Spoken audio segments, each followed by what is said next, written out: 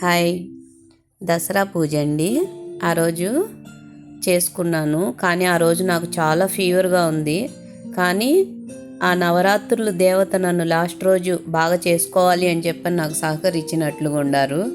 చాలా బాగా కుదిరింది. అన్ఎక్స్పెక్టెడ్గా అసలుకి సడన్గా అన్నీ రెడీ చేసేసుకొని చేసుకున్నాను. ఎలా చేశానన్నది చూడండి. ఫస్ట్ ఏం చేశానంటే పులిహార కోసం అని చెప్పని ప్రిపేర్ చేశాను. మెంతులు, ఆవాలు, చింతపండు పులిహార అండి.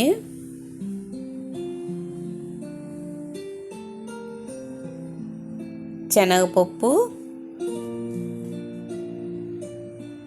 మినపప్పు. ఇది మా తమిళనాడు గుడుల్లో చేస్తారు సేమ్ అలాగే. ధనియాలు,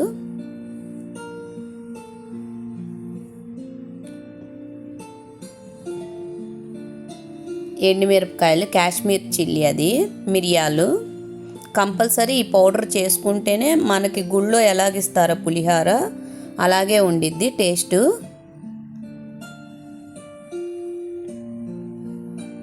కరివేపాకు, కొంచెం ఇంగువ. మేము పెరుంగాయం అంటాం దీన్ని. ఇవన్నీ ఫ్రై చేసుకొని పౌడర్ చేసుకోవాలి. ఇప్పుడు పక్కన మళ్ళీ అదే బాండిలో నువ్వుల నూనె. చింతపండు పులిహారకి కంపల్సరీ గుడి పులిహార లాగా మనకు కావాలి అని అనుకుంటే నువ్వుల నూనె తప్పితే వేరేది వాడకూడదు. నేను ఉదయం నువ్వుల నూనె వాడేది. నూనె కాలిన తర్వాత, వేడైన తర్వాత ఆవాలు, జీలకర్ర, శనగపప్పు, మినపప్పు తిరగమాతకి. ఫస్ట్ అదే బాండిలో ఇవి మనం తిరగమాత పెట్టి పక్కన తీసి పెట్టుకుందాము.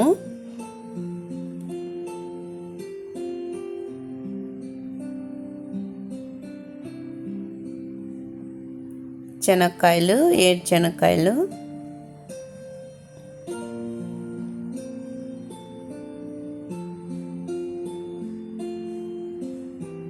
కరివేపాకు, ఇంగువ కంపల్సరీ ఉండాలి. అప్పుడే పులిహారకి టేస్ట్ వచ్చిద్ది. ఎండుమిరపకాయలు.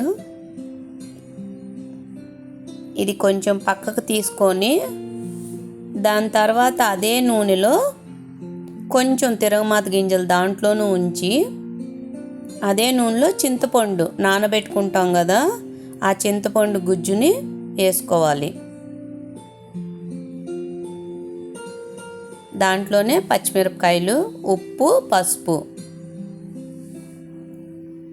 ఇది బాగా నూనె పైకి తేలేంతవరకు బాగా ఉడకబెట్టుకోవాలి మనం. ఉప్పు ఎంత వేసుకున్నా కూడా సరిపోదు, చూసుకోండి. కల్లుప్పు వాడితే బాగుండిద్ది టేస్ట్గా. చూసారా, ఇలా ఉడికేటప్పుడు నూనె పైకి తేలింది కదా లైట్గా. ఆ టైంలో మనం మిక్సీ పట్టుకున్న ఫస్ట్ వేపాం కదా పొడి, ఆ పొడిని కొంచెం దీంట్లోనూ తర్వాత మళ్ళా అన్నంలో కలపాలి. బెల్లం, తెల్ల బెల్లమే వాడాలి. ఇది బళ్ళారి బెల్లం అని అంటారు.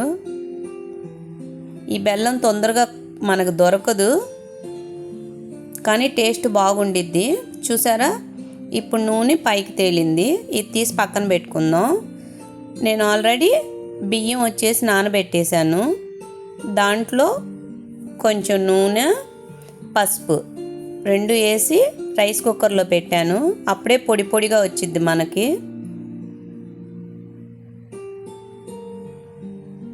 కొంచెం సాల్ట్ కూడా వేసుకున్నాను దీంట్లో.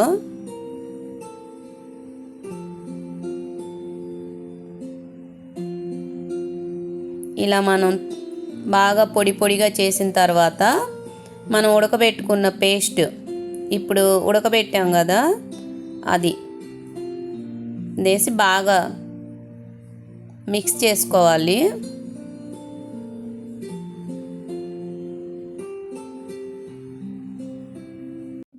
ఇది బాగా మిక్స్ చేసిన తర్వాత తిరగమాత పెట్టినవి ఉంది కదా, పక్కన తీసి పెట్టుకున్నాం కదా, అది కూడా కలుపుకోవాలి.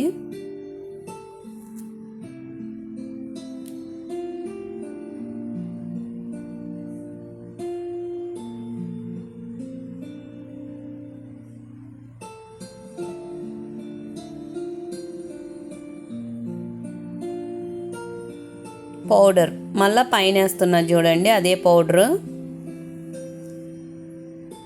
ఎప్పుడైనా పులిహోర ఇప్పుడు మామూలుగా మనం దేవుడికి అప్పుడప్పుడు చేసి పెడుతున్నాము, కానీ ఇది తర్వాత రోజు తిన్నా లేకపోతే మనం మార్నింగ్ పూజ చేసి ఇవన్నీ కలిపి పెడతాం కదా ప్రసాదాలు, ఈవినింగ్ తిన్నాం అనుకోండి భలేగా ఉండిద్దండి టేస్ట్ ఈ పులిహోర.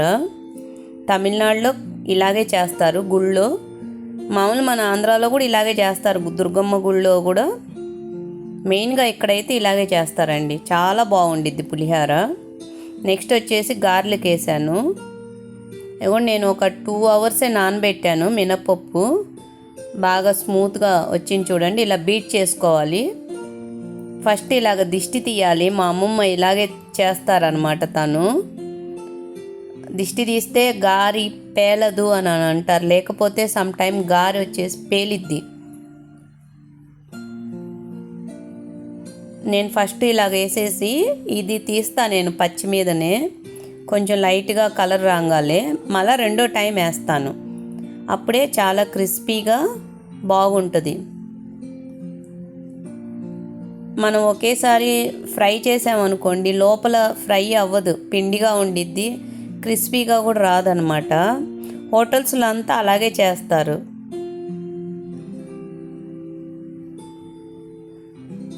మీకు మినపప్పు మీరు మ్యాక్సిమం ఒక 3 అవర్స్ టైం లేదనుకోండి, 3 అవర్స్ 2.5 అవర్స్ ఉంటే చాలండి. ఎక్కువసేపు నానబెట్టుకో అవసరం లేదు. ఒక 1 అవర్ తర్వాత ఫ్రిడ్జ్లో పెట్టేశారనుకోండి, డీప్ ఫ్రిడ్జ్లో, మిక్సీలో వేసుకునే వాళ్ళు డీప్ ఫ్రిడ్జ్లో పెట్టేసి మిక్సీలో వేసుకోండి, చాలా స్మూత్గా ఉండిద్ది. కాకపోతే కొంచెం మీరు బీట్ చేయాలి పిండిని, బాగా బఫీనెస్ వచ్చేదాకా మీరు బాగా బీట్ చేసుకుంటే బాగుంటుంది పిండి. చూడండి నేను ఈ పదంలో ఉన్నప్పుడు నేను తీసేసి మళ్ళీ వేస్తాను ఈ గారెల్ని, చూసారా. ఇది ఒక పక్కన చేసి పెట్టేశాను. ఇక నెక్స్ట్ వచ్చేసి అల్లం పచ్చడి కోసం అని చెప్పని ఇవన్నీ రెడీ చేశాను. ఏమేమి వేసానంటే అల్లం పచ్చడి కోసం శనగపప్పు, అల్లము, చింతపండు, కాశ్మీర్ చిల్లీ, ధనియాలు,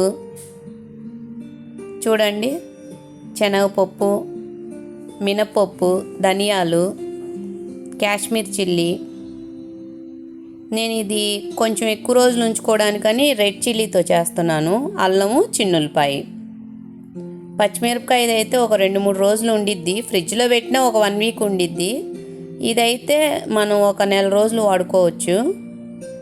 మా అమ్మాయికి చాలా ఇష్టం. తెల్ల చింతపండే వాడండి, అప్పుడే బాగుండిద్ది. అదే సేమ్ బళ్ళారి బెల్లం వాడుతున్నాను.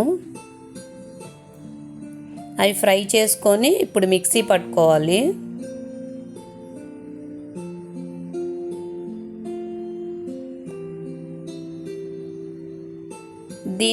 దీనికి నేను శనక్కాయల నూనె వాడుతున్నాను తిరగమాతకి. ఆవాలు, జీలకర్ర, మినపప్పు, కరివేపాకు and red chilli,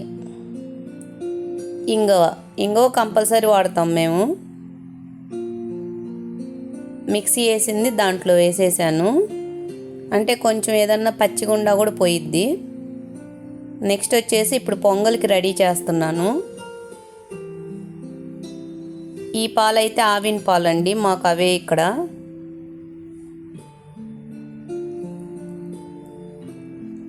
orange packet బాగా థిక్గా ఉండిద్ది, బాగుంటాయి పాలు. ఒక గ్లాస్ బియ్యం నానబెట్టుకున్నాను కడుక్కొని. పాలు కాగిన తర్వాత చూడండి బెల్లం, ఇది అదే అండి, బళ్ళారి బెల్లమే. నేను ఊరు వెళ్ళినప్పుడు తెచ్చుకుంటాను నేను ఈ బెల్లం.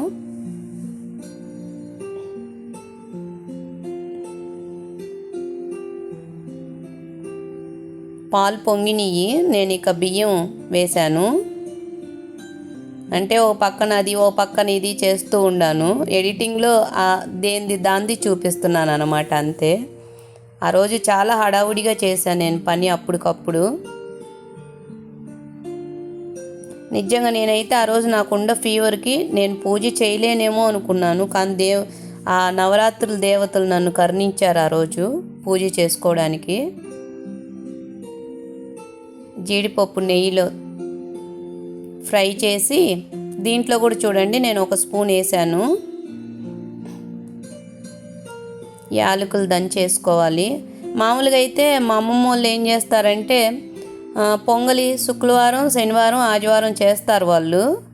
శుక్రవారం వచ్చేసి శుక్రవారం పూజకి చేస్తారు, శనివారం వెంకటేశ్వర స్వామికి, ఆదివారం వచ్చి గంగానమ్మకి అని చెప్పని పెట్టుకుంటారు మా కులదేవతలు వాళ్ళు. అప్పుడు దాంట్లో కందిపప్పు వేస్తారనమాట పొంగల్లో. కానీ నేను ఆ రోజు హడావుడిగా చేయడంతో కందిపప్పు వేయలేదు అంతే.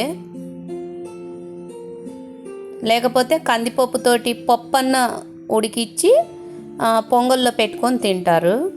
ఇక నేను ఇంత చేసే తలికే నాకు పని అయిపోయింది. ఇక పూజకి రెడీ చేసుకుంటున్నాను. ఈ కుందులన్నీ నేను నైటే తోమి పెట్టుకున్నాను.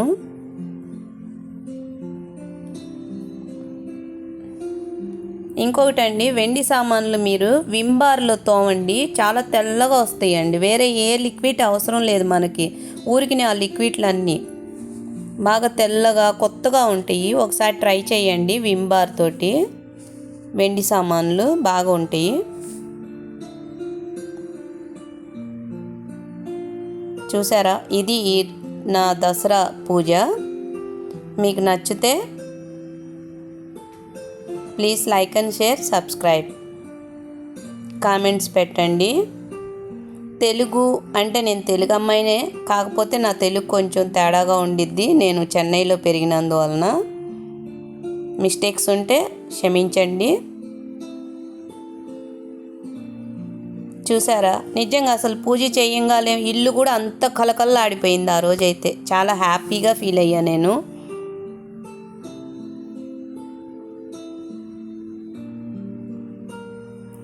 ఏంటోనండి, దేవుడి పాటలు పెట్టుకుందాం అనుకుంటాం కానీ యూట్యూబ్ వాళ్ళు కాపీ రైట్స్ అని చెప్పి దేవుళ్ళ పాటలు పెట్టనిచ్చుకోవట్లేదు.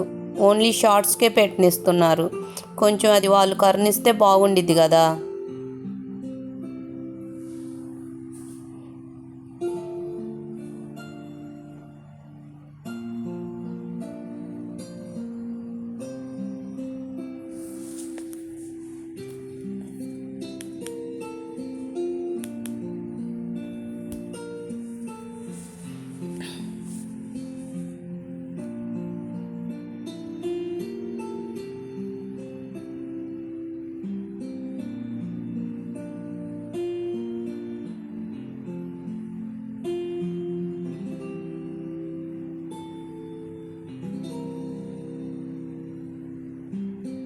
నా వెనకమాల ఇది యాక్చువల్లీ మా కోడలు తీస్తుంది వీడియోస్, మా తమ్ముడు కూతురు లాసియా.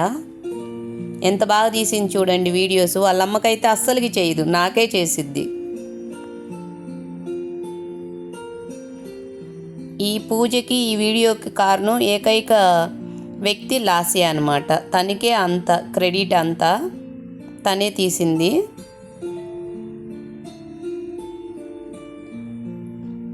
ఇక పూజ అయిపోగానే ఇక అందరికీ అవన్నీ ప్రసాదాలు పెట్టాను. తిన్నారు, బాగుంది అత్త అని అన్నారు అంతా. మీకు ఈ వీడియో నచ్చితే please like and share, subscribe my channel. Thank you అండి. Thank you.